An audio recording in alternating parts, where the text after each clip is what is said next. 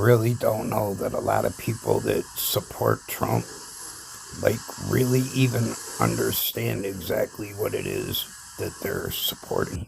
For years, Congress has required biometric entry-exit visa tracking systems, but it has never been completed. The politicians are all talk, no action, never happens, never happens. Hillary Clinton, all talk. Unfortunately, when there is action, it's always the wrong decision. Do you ever notice? In my administration, we will ensure that this system is in place. And I will tell you, it will be on land, it will be on sea, it will be in air. We will have a proper track. All right, and he's saying for years, Congress has demanded this. Which congressman, because I'm sure everybody would like to know which congressman was demanding that all citizens be implanted with a chip that can track you and put you under surveillance. What I'm worried about, Patrick, is that if this doesn't get rectified and gets rectified in the very, very near future, within the next few weeks, that our world, and when I say our world, I'm not just talking about where I live or where you live, but our world, our planet is going to be a different place. And our children will never have the same opportunity as we did. They will be sicker, they will be controlled, they will not have any privacy, they will not have any future, and their children may never exist. Understand that if your agenda is population control, there may be lives that are lost in the next battle, but you are barking up the wrong tree, because I have great confidence in the Creator. I have great confidence in mankind, and your nefarious agenda is not going to come to fruition. For God's sake, this is changing the planet, and every scientist and every doctor that knows this to be a facade needs to open their mouth and speak. People need to wake up and realize there is a massive criminal component. There are a lot of doctors coming forward, though, but I'll get to them in a few minutes. For now, just this dude, just an introduction to really what's going on. But doctors have come forward and have tried to, hint to the public what's going on, or outright say, and they've just been banned by social media or altogether, their theories dismissed as conspiracy theories, which, it can't really be denied anymore from what you're going to hear him say in these interviews. But just this guy on a few things real quick for what we're looking at right now.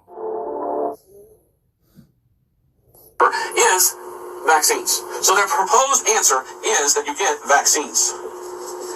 Well, people are saying that the reason they want it called COVID-19 is not just because it's the corona. And by the way, corona, if you take the word corona and you add up all the letters, it totals up to 666.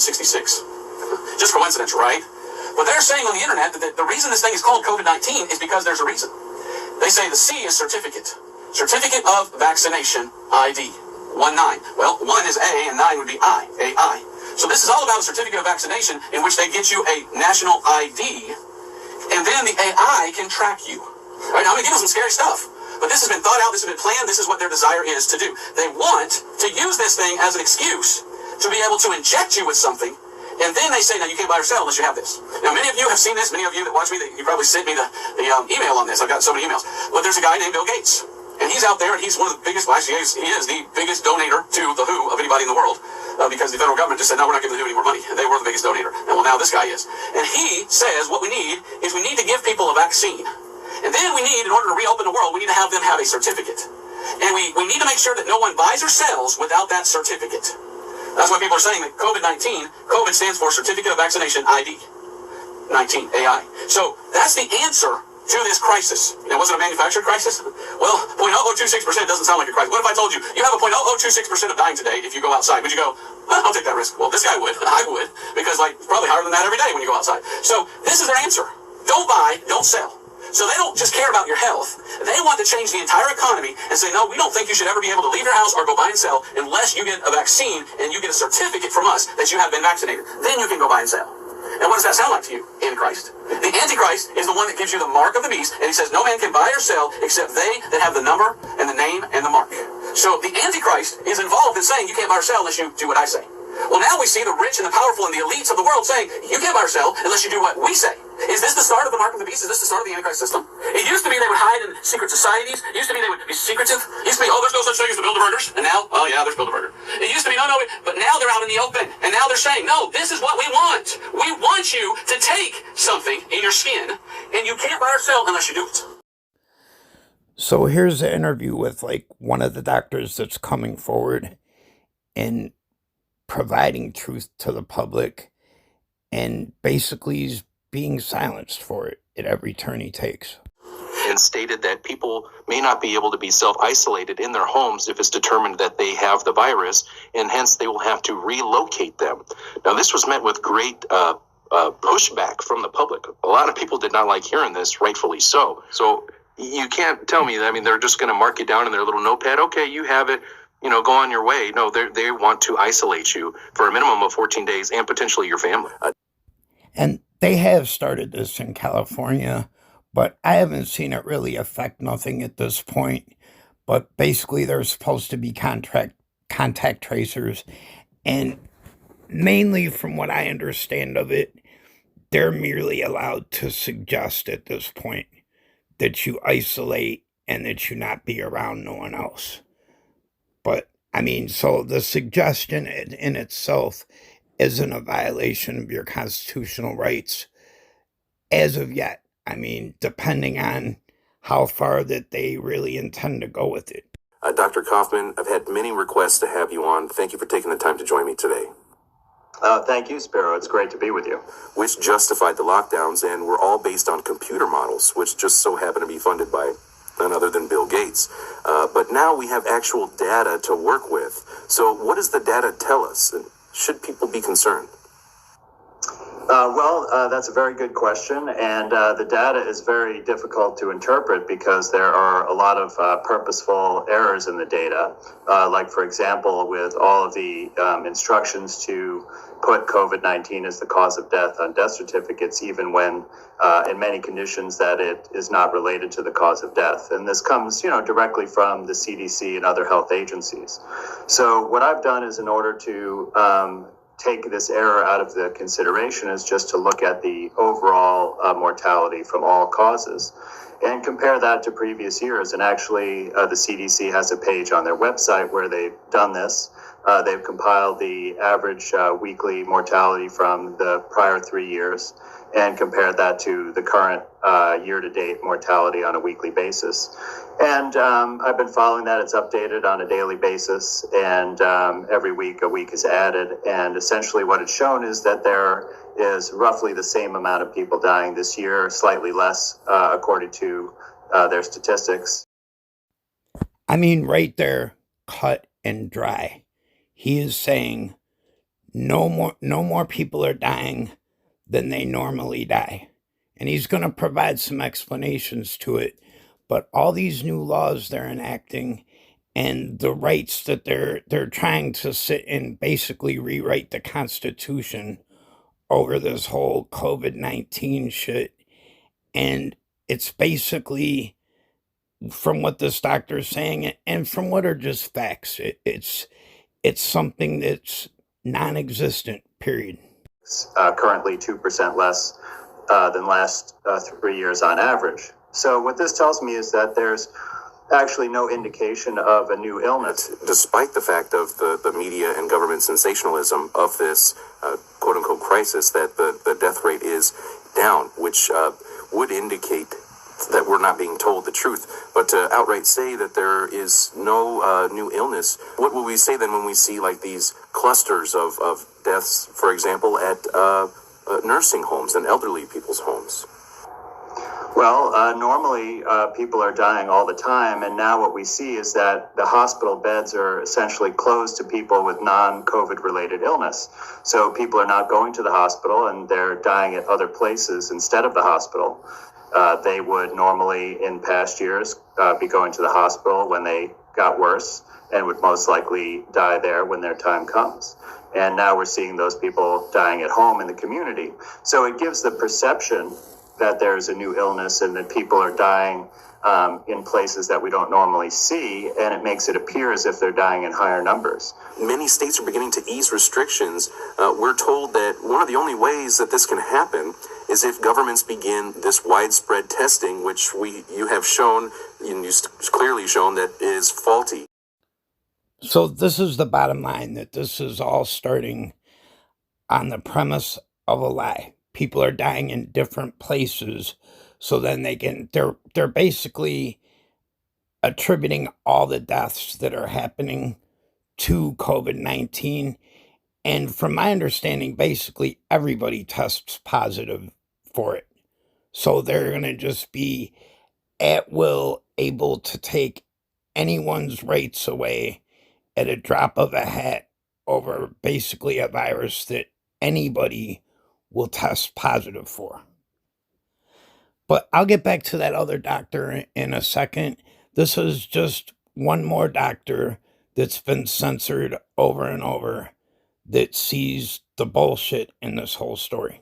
Fauci has been in this environment for nearly 4 decades across multiple presidents. An unfortunate lie about the immune system and an unfortunate lie about the solution to something like this called the coronavirus disease, without any real emphasis, which is a real issue, about the fact that it is a overactive, dysfunctional, weakened immune system that overreacts, and that's what causes damage to the body.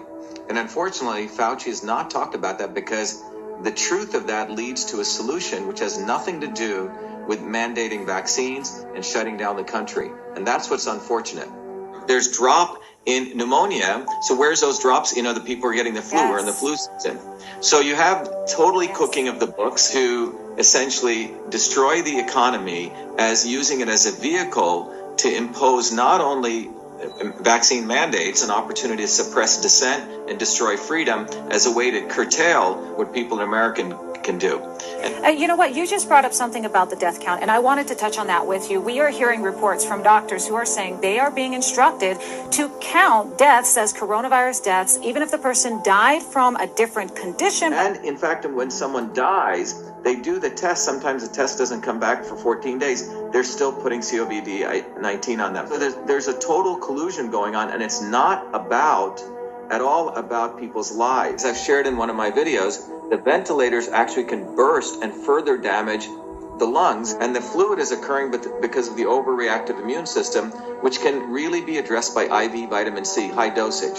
And that is not in the discourse. In fact, 80 to 90% of the people go on ventilators are dying. So this is essentially a death sentence that they're putting people on.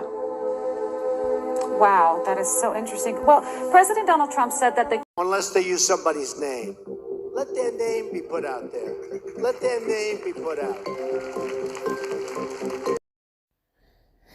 And I really cannot be the only one that's noticing, Trump's acting like he's like an 11-year-old kid anymore. A lot of people are saying that, and a lot of people are saying that bad things are happening out there. And I'm hearing that are propping up Assad, right? And I'm hearing that, and I hear they're hitting both, but I'm hearing that. A lot of people said I won, and I'm very happy about that. But there are many people that think maybe he doesn't want to get it. He doesn't. It also suggests he's mentally unstable. The book portrays the president as reckless and irresponsible, suggesting ideas like shipping migrants to Guantanamo Bay and doing away with federal judges. The writer says the president's own staff once considered resigning in protest. They even entertained maneuvering his cabinet to use the 25th Amendment to remove him. The author makes it clear the president wasn't happy with his former attorney general. If I had one do-over, it would be I would not have appointed Jeff Sessions to be Attorney General. Anonymous writes the president told aides Sessions was one of the stupidest creatures on this earth God ever created. And the author alleges the president even allowed his feuds to follow his enemies to their graves. After flags were lowered following Senator John McCain's death, Anonymous writes the president wanted all government buildings to hoist their flags back up. I was not a big fan of John McCain in any way, shape, or form. Latest act of resistance is the op-ed published in the failing New York Times by an enormous, really an enormous, gutless coward.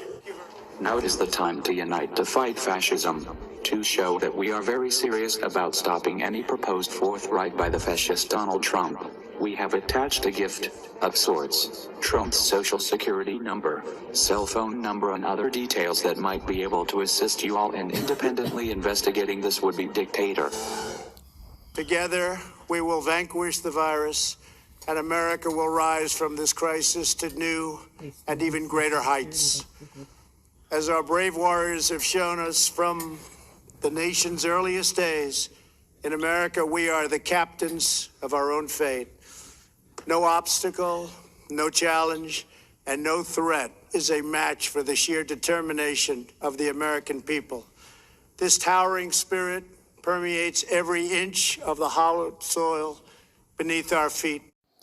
All as I'm really hearing Trump talk about anymore is like the vaccine's going to be distributed and how he's calling the military in.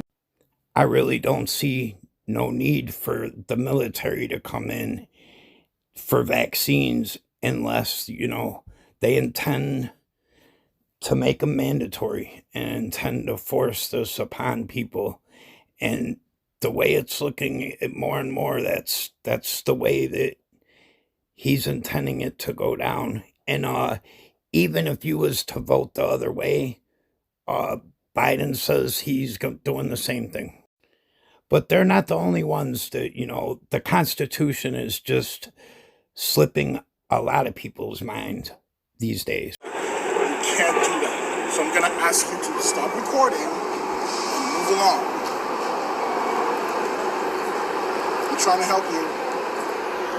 What is the help you're providing? I'm trying to help you guys by trying to make you understand that the site is actually very contagious, and I'm trying to help you guys just to move along because you have no protection. You're just standing. Okay, so I see a lot of people here with no protection, and if it's this guy right here.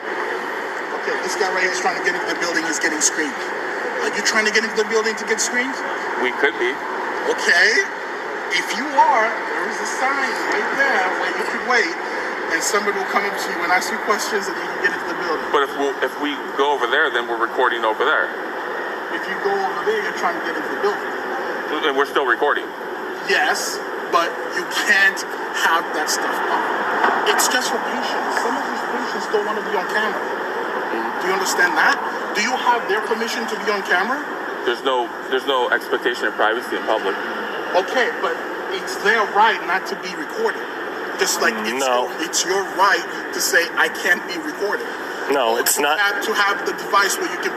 It's not our right, and it's not their right to say that we have privacy in public. I refuse. Okay, I respect that. And you, sir? Am I going to keep recording? Yes, I'm going to keep until I'm done, yeah. Until you're done? Yeah. Okay. Until I'm finished. Are you guys expecting to be, expecting to be here much longer? Well, we just got here and then you just came over right away. Because it is my job to not have patient information or anything that puts patients in a situation where they're uncomfortable. Okay, this is already too much for me. So, because you're being very nice, let me just level with you. Okay. In this country, we have something called the Constitution and the law, right? And so none of that goes away because of people's feelings or because of patient confidentiality or because of COVID-19. The Constitution is still intact. This is a civil right, right? And you're saying civil rights are not allowed on public property. That's what you're saying right now. I'm saying you have civil rights. The patients have civil rights.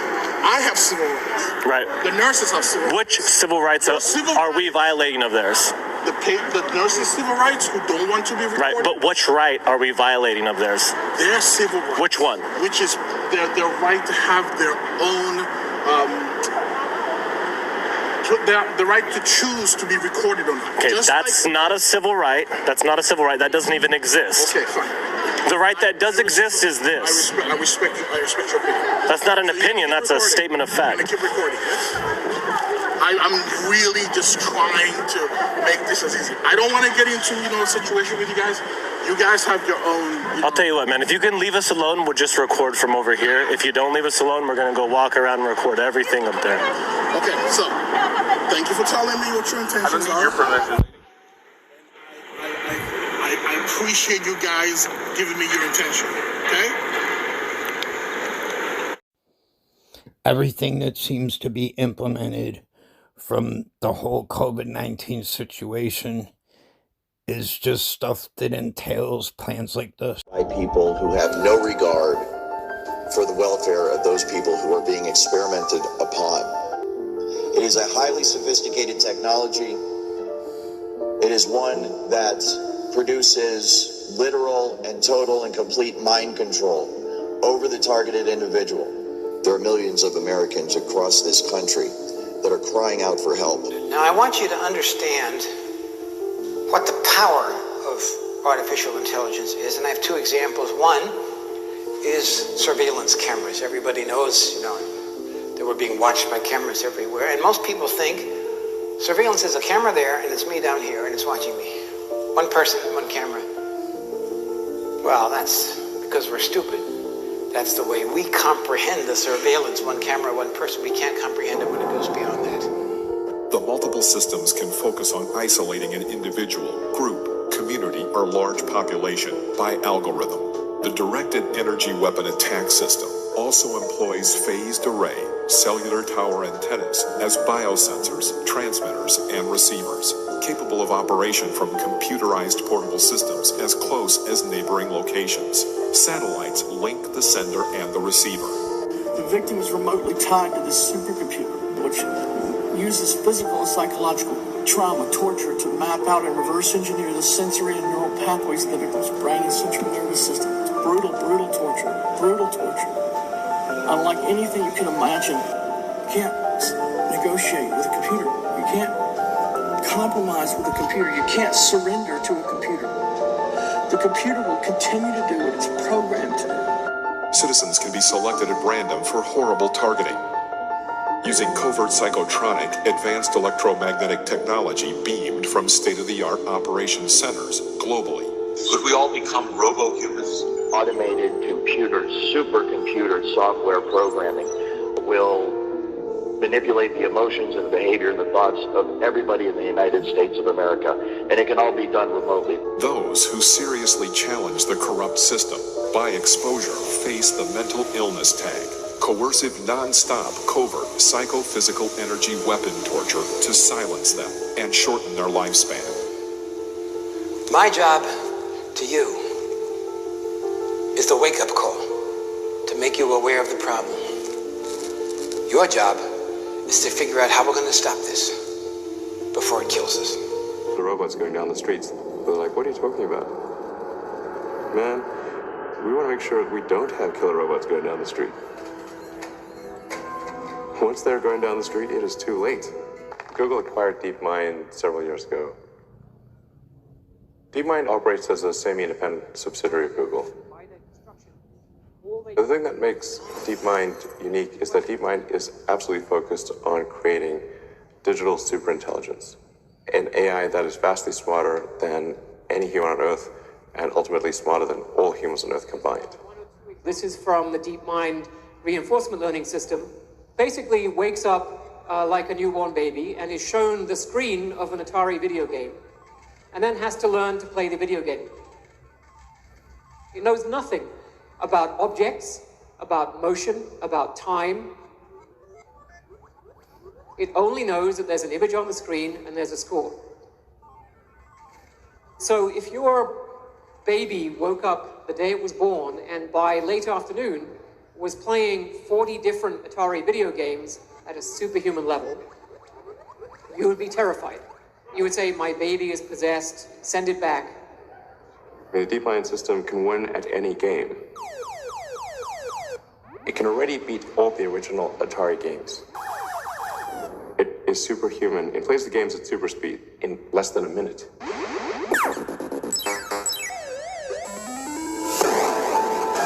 DeepMind's AI has administrator-level access to Google's servers to optimize energy usage at the data centers.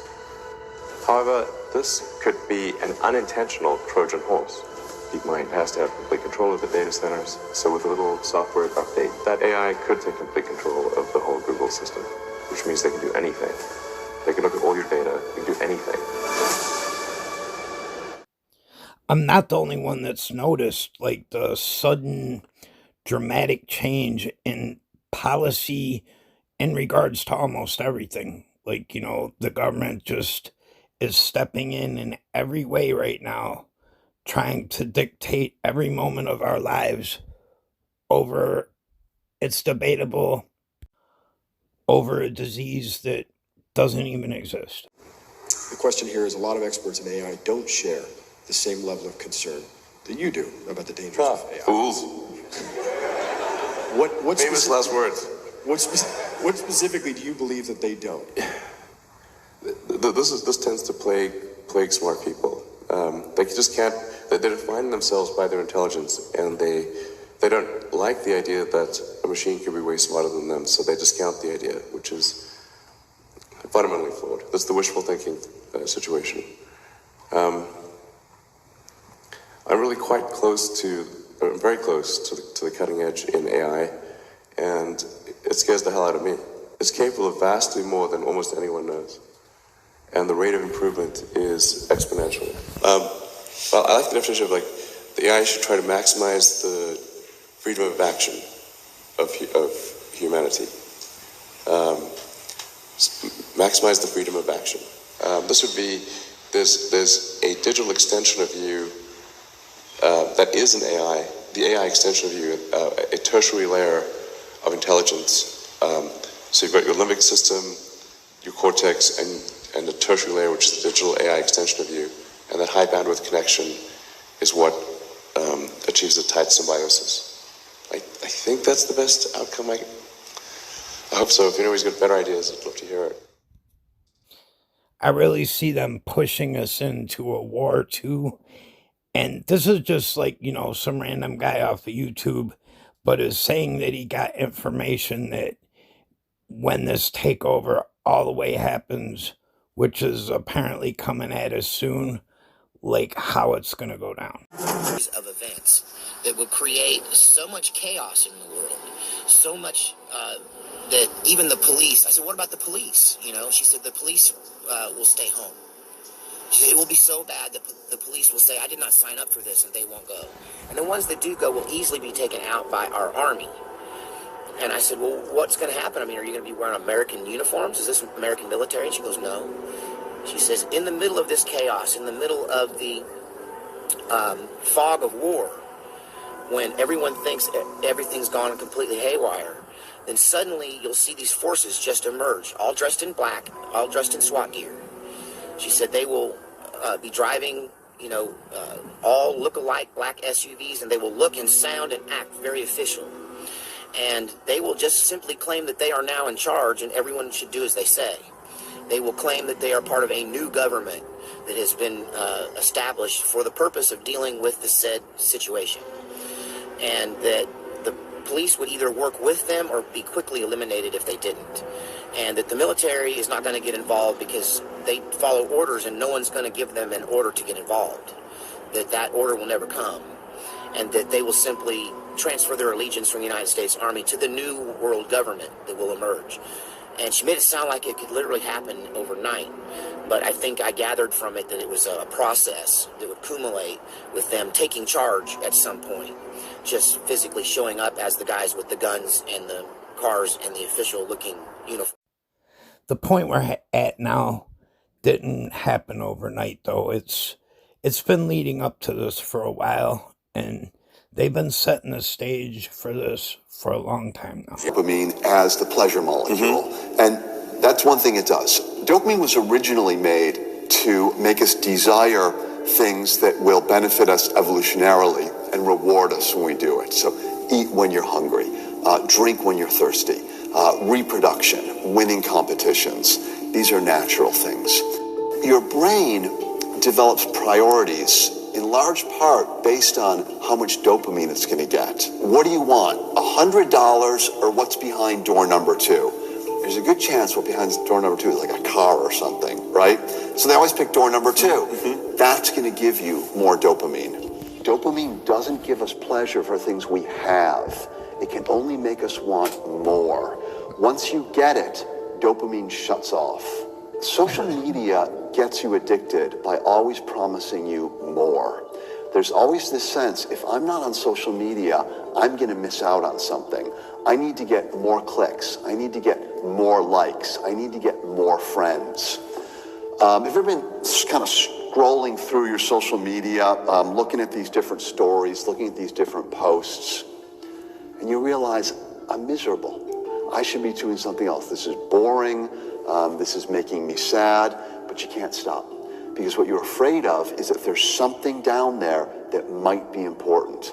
There's something down there that might give you more, might make your life better, and so you just can't stop, and that's dopamine. So what's the worst thing that could happen with this? The danger is that it's no longer a tool to make your life better. It becomes a sink where it absorbs all of your time, all of your focus, all of your energy, and everything else around it shrivels. So you stop paying attention to the people in your life because all you're worried about is getting more dopamine off of social media. That's right. What are the consequences of us being addicted to social media, Instagram, Twitter, texting, Snap? What is the worst long-term consequences we could face with this? Well, how about the end of the human race? You think so? Yes. Tell me why. We've got so much amazing, cool stuff. We've got all kinds of things we can buy. We've got all kinds of things we can experience. Something's got to give. What is it that we're giving up for all of these things? The answer is children. Once an economy reaches a certain point of prosperity, the members of that economy lose interest in reproducing. All of the developed nations have a negative population growth rate. In order to keep the human race going, each woman needs to have 2.1 children. 2 children to replace her and the father, and 1 to replace people who die before they have a chance to reproduce. In all developed countries, the birth rate is less than 2.1%. Even in developing nations, we're seeing this happen. It's falling and falling and falling.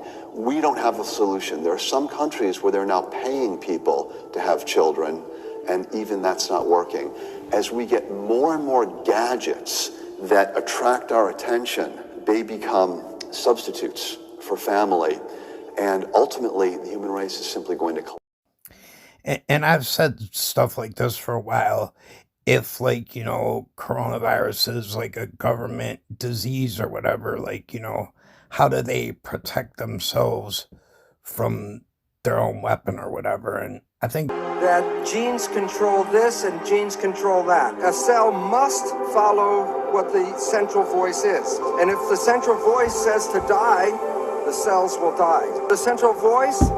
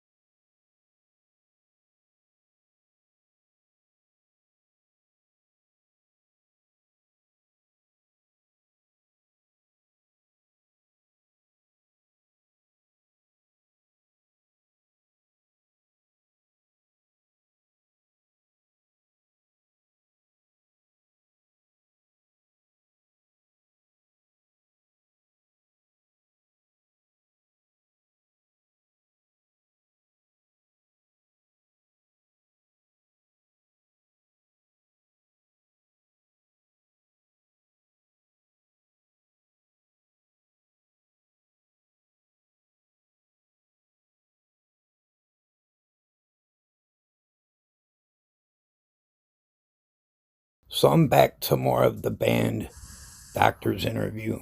To say the least. So there's widespread testing in conjunction with their contact tracing programs, which are included in House Resolution 6666, stating that they will come to people's homes, to their residences. Now, about a month ago, a World Health Organization official, Michael Ryan, said that they believe it's time for officials to start going to people's homes, determine who is ill, and remove them from their homes.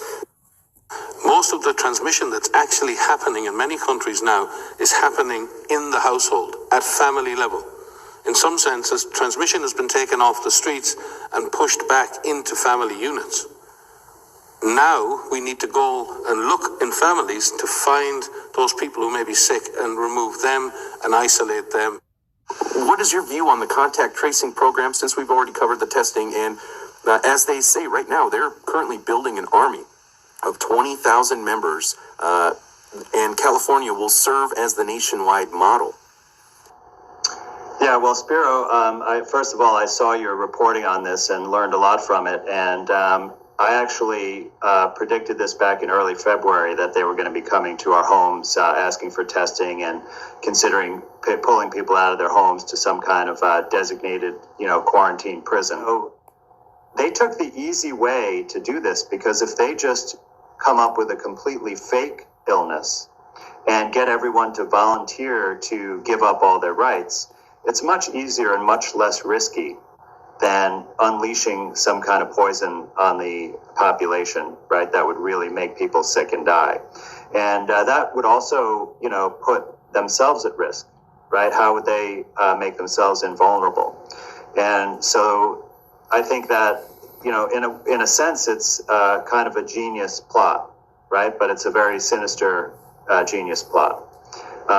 So this is the next step to further get us to volunteer to relinquish more freedoms. And this time it's mostly about privacy. You like a red light or a green light. And that would be if you had permission to enter your office building or use public transportation, right? So it's like these things that we have freedom of movement. Now we have to be granted a privilege based on this. And there are multiple categories which fall under, they say that they're hiring a wide range of skill sets, basically, ranging from everywhere from data entry all the way to crisis intervention. And I'm sure each one of those categories will have beneath them subcategories. I sure would like to see a breakdown of who exactly and what the crisis intervention consists of. This is beyond Orwellian. I mean, this could be, again, under the guise of this pandemic, could be used to achieve many goals, and many that we will get into here in a little bit. But one of them for this contact tracing is very concerning to me, is disappearing dissidents, for example. Remember at the beginning of this outbreak, towards the beginning of the year, we had seen all those terrible videos coming out of China, which is extremely controlled, the information coming out of China. By the way, we all know this. We just know this to be true, right? They're very authoritarian. There were so many videos of men in full hazmat suits with masks, goggles, gloves, everything, literally dragging people from their homes, kicking and screaming. And if you look at who is filming those videos, whoever's filming those videos is with the people who are dragging them from their homes. So how did those videos get shared around the world on social media with the tight clampdown that China has there? I think that there's a really good chance that they wanted the world to see those videos. They wanted the world to be terrified and say, oh my goodness, look, this could really happen. Look how bad it is. And then to normalize the idea. Yeah. I mean, it's very concerning. Yeah, I absolutely agree. I think that there's a very clear reason why this started off in China. Because, China already, as you mentioned, right, has limited freedoms and tight control of the population. At MyInfo Lisa. Now, she's saying that the World Health Organization claims that antibody tests, including the IgG and IgM, basically saying that they do not infer immunity. The World Health Organization has come out and said this, that even if you have the antibodies, you may not be immune to it. So how would a vaccine, which stimulates the immune system, produce antibodies? And how would we be immune if we were to take this experimental vaccine? And in other words, what good is the vaccine if you can catch the illness more than once?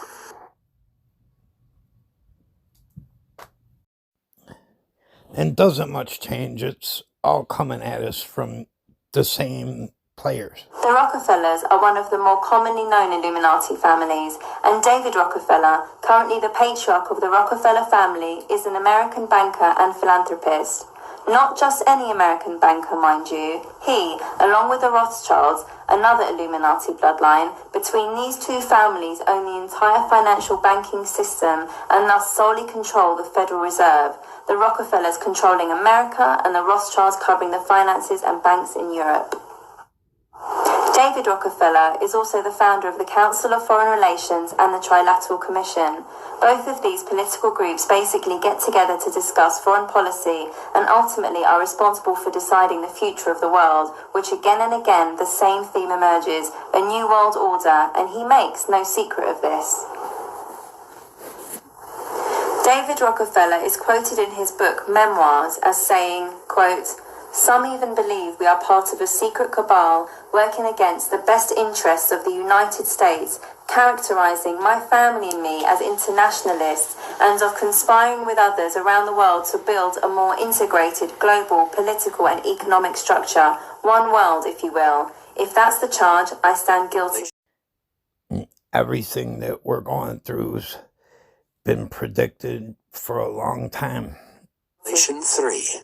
And unto the angel of the church in Sardis write, These things saith he that hath the 7 spirits of God and the 7 stars. I know thy works, that thou hast a name, that thou livest and art dead. Be watchful and strengthen the things which remain, that are ready to die, for I have not found thy works perfect before God. Remember therefore how thou hast received and heard, and hold fast and repent.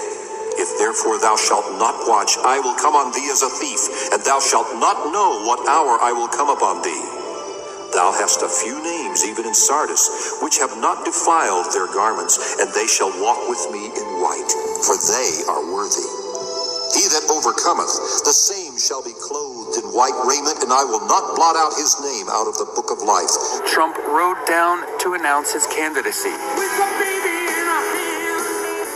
An even bigger attraction, the elevator, also gilded, which goes to the office of the next president of the United States. And we have been very aggressive in trying to put together guidelines that will do justice to people's health and their fundamental need and desire to practice their faith. Some governors have deemed liquor stores and abortion clinics as essential, but have left out churches and other houses of worship.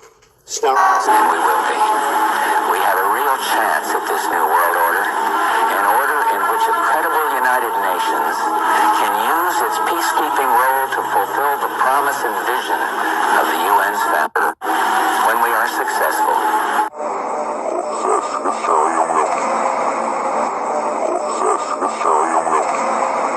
For future generations, a new world order, a world where the rule of law, not the law of the jungle, governs the conduct of nations.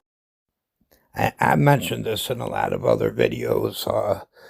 The Bushes were definitely an evil family all the way around.